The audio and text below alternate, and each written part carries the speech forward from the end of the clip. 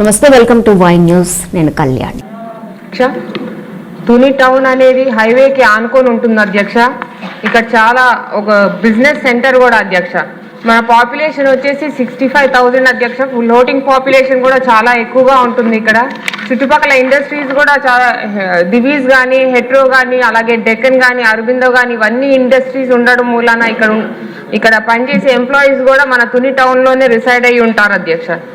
కాబట్టి economic activity కూడా బాగా జరుగుతుంది అధ్యక్ష ఇక్కడ.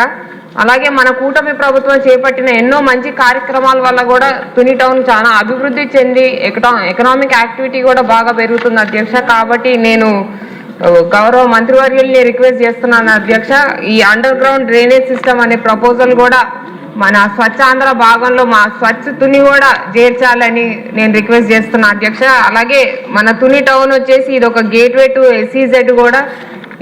ఈ పాయింట్ కూడా కొంచెం దృష్టిలో పెట్టుకొని మన తుని టౌన్ కి ఒక అండర్ గ్రౌండ్ డ్రైనేజ్ సిస్టమ్ ఏర్పాటు చేయవలసిందిగా కోరుతున్నాను అధ్యక్ష. ధన్యవాదాలు. The news sponsored by Vaira family restaurant, national highway, Etagunta. నోరూరించే వంటకాలు, అసలైన మసాలా దమ్ముతో అదిరిపోయే నాన్ వెజ్ రుచులు మీకోసం. విచ్చేయండి Vaira family restaurant, national highway, Tetagunta, Tuni మండలం, కాకినాడ జిల్లా.